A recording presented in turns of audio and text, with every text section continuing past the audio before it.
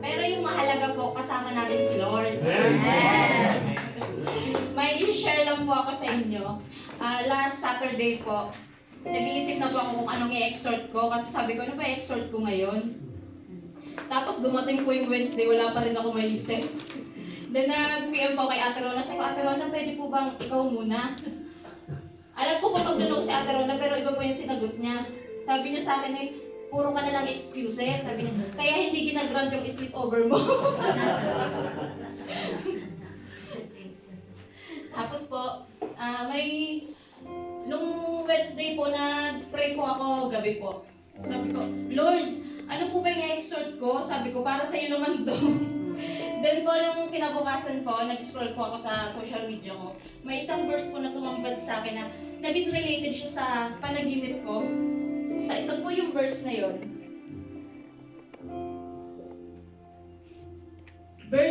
Philippians 3 verse 13 to 14, nililimot ko ang nakaraan at pinagsisikapan kong marating ang nasa unahan. Minsan kapatid, binabalikan tayo ng nakaraan para ipaalala sa atin kung gaano na tayo nagbago. Sa panaginip ko, sinundo daw akong dati kong boyfriend. Tama yun, naiisip ko eh. Boyfriend. Tapos po sa duration po ng biyahe, napakalayo po ng duration ng biyahe namin. Habang tumatagal yung biyahe, parang nakakatakot na po yung Kala ko paligid. nagkahiwalay na eh. Parang madilim na, tsaka nakakakaba. Tapos nung gumising na po ako, ganun pa rin po yung nararamdaman ko. Natatakot pa rin po ako at kinakabahan. Pero doon ko po na-realize na minsan, ginagamit po ng Panginoon yung panaginip para gisingin tayo. Natapos na yung nakaraan, na may bagong kabanata na sa buhay natin. May ano eh. Kaya kapatid, pag nasa biyahe tayo ng pagbabago, huwag natin hayaan na yung nakaraan yung mag-drive sa atin. Kasama natin si Lord. Siya magiging daan natin, magiging kaligtasan natin. Amen? Pag-pray lang yan. Hallelujah. Gusto ko lang po i-welcome yung isang bago po, si Kuya Alex po. Pwede po ba kayo maimbitahan dito po sa unahan? Magsasayaw Sabihin niyo kayo. lang po kung taga-saan po kayo and ano pong work niyo po dito, taga-saan kayo po sa Pilipinas. Thank you. Magandang araw po sa lahat at saka Merry Christmas po. Pastor, kuya at saka mga ate. Kuya Alex Arcelia po from Bohol. Yung work ko po ay nasa ako sa Second Industrial sa Almaray po as maintenance technician po. Yun lang po. Welcome po sa The Jesus the Great I Am. Pwede po ba i-welcome natin siya mga kapatid?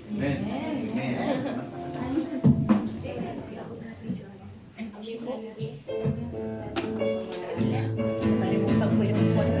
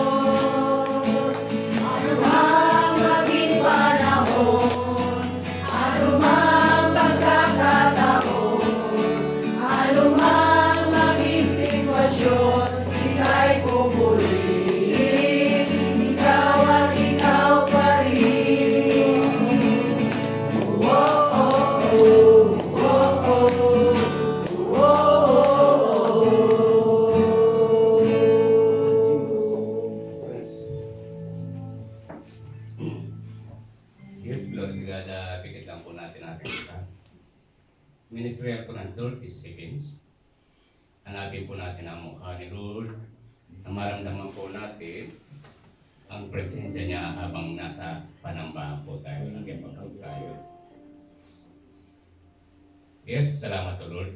At naibigay na naman po namin. Hinipon niyo na naman po ang mga puso namin na maibigay po namin ang iyong time para sa inyo. At hindi ito naagaw na makamundong bagay. Lord, salamat. Ikaw pinakayaman namin sa aming mga buhay. Hindi ang makamundong bagay. Lord, salamat sa pagiging Diyos na buhay niyo po sa amin. Pagiging Jehovah Rapha, pagiging Prince of Peace po ninyo sa bawat isa sa amin.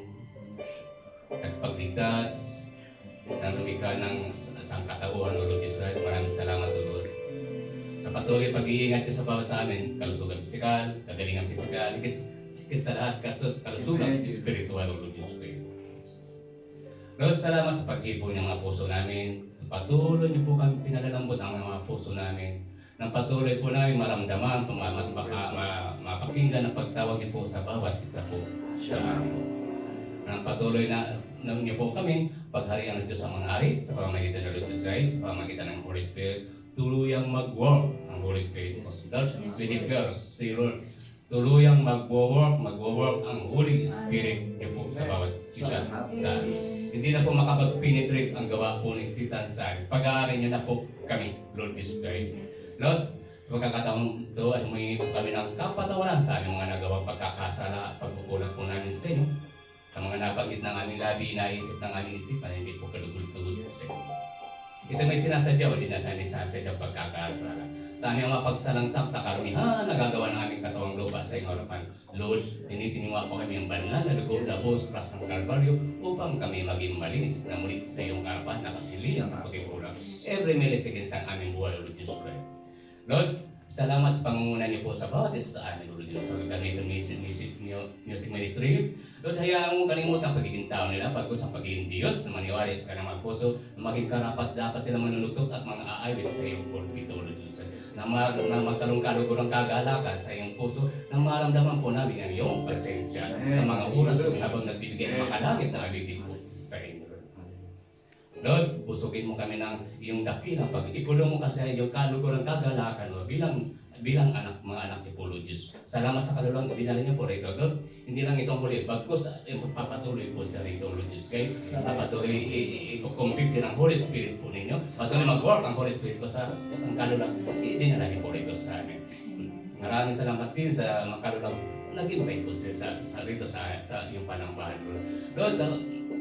Gagamitin mo sa mag-preach po, Pastor Irene. Yes, patuloy sa Panguna, Lord, itangong niya po sa inyong likuran. Kayo pang manguna, kayo mag-preach maging pastor po ng iyong mensahe. Gamitin mo na pang hindi na ni Pastor Irene, maging boldly sa pagtutok ng iyong mensahe na tumimo sa aming mga puso ito. Hindi lang po na yung mapakinggan bagkus, pakikinggan po namin ito ng pagkaroon ng pagsasa-apply sa aming mga buhay po. Kaluluwa, Lord Jesus Christ.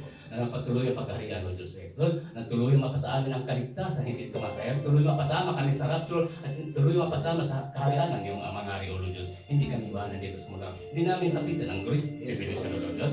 But salamat, Lord, na pinaunawan niyo mo sa bawat isa, nalalapit na po ang pagbabalik niyo. Lahat ng prophecy ay nangyayari po, Lord Diyos. Salamat at ang magagawa lang namin, magpatuloy po kami sa inyo, Lord Diyos.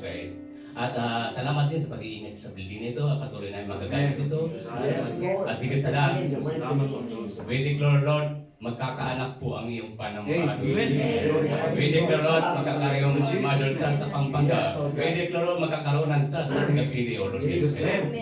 Lahat ng prayer namin ay hindi nakakaroon ay lubos na nakakaroon ng katuparan, O Lord Jesus. Dahil napapakinggan niyo po ang kahilingan po namin. Lalo na pag sa inyo po ang pagbuhay pasasalamat namin, O Lord Diyos. Lord, sa pagkakataon na ito na samot namin dalangin.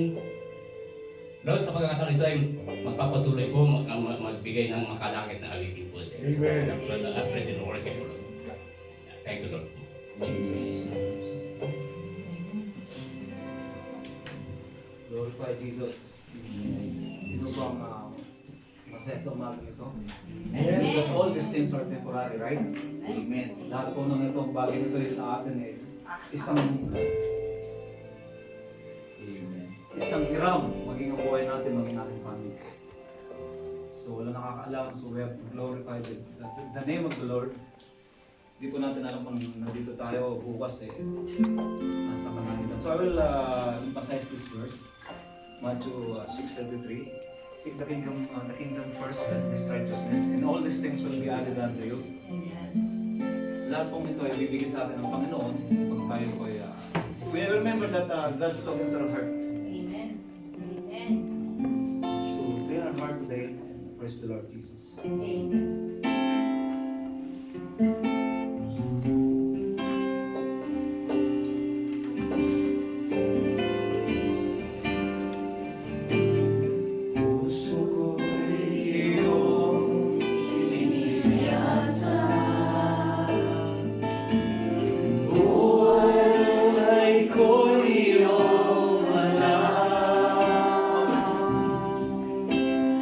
Ang lahat kong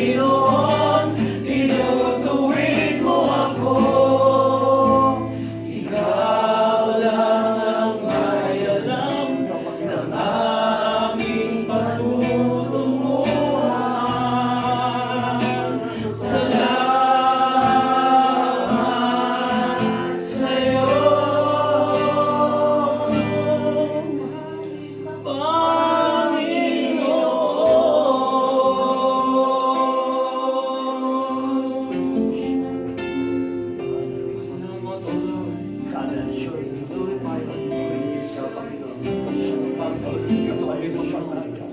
Kayo po, nagdala sa amin, Panginoon. Maraming salamat sa bawat himala. Pasensya na ginagawa po sa amin, Panginoon. Jesus Christ. Thank you, Lord. Salamat sa iyo, Panginoon.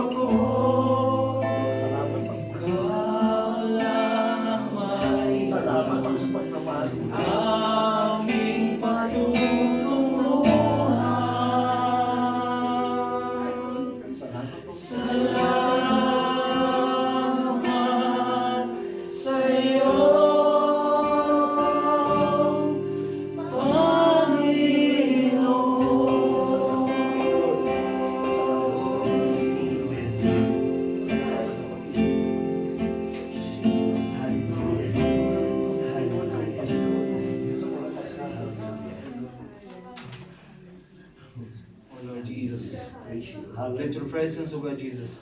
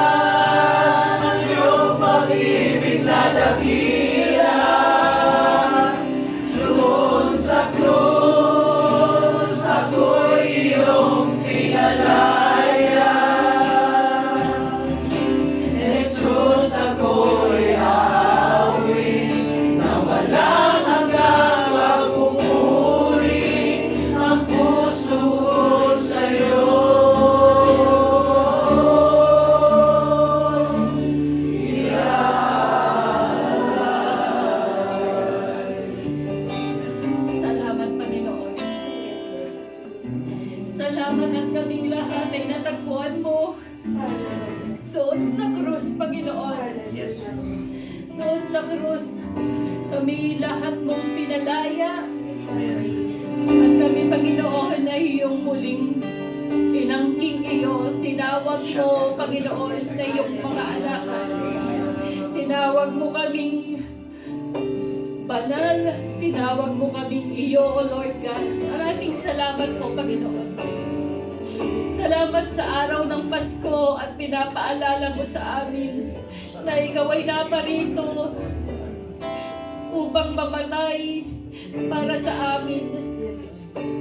Napakasakit sa isang magulang na sa iyong pagsilang ang regalo ng 3 mago o tinatawag nilang 3 hari, Lord, ay puro mga regalo na ayon para sa kamatayan. But then, O Lord God, mula sa iyong pagkasilang, alam mo na ang purpose mo ng pagbalik dito upang abutin ang bawat isa sa amin, upang kami iligtas sa talikala ng kasalanan at kamandag ng kamatayan. Kami, Panginoon, ay tinubos mo mula sa impyerno upang maging iyo at maging tagapagmana ng iyong mga pangako at magkaroon ng buhay na walang hanggan. Kulang nga, Panginoon, ang salitang salamat. Hayaan mong sa bawat araw ng Pasko ay mai-celebrate namin, Panginoon, ito ng buong puso, ng buong kaluluwa, ng buong lakas at ng buong pag-ibig sapagkat ikaw ang unang nagmahal sa amin. Salamat, O Lord. Hindi natatapos sa Pasko, hindi natatapos sa krus. Hanggang sa oras na ito, patuloy mo kaming kinakausap, patuloy mo kaming tinatawag, patuloy mo kaming pinagpapala, patuloy mo kaming pinapatawad, O Lord God. Salamat sa Jesus.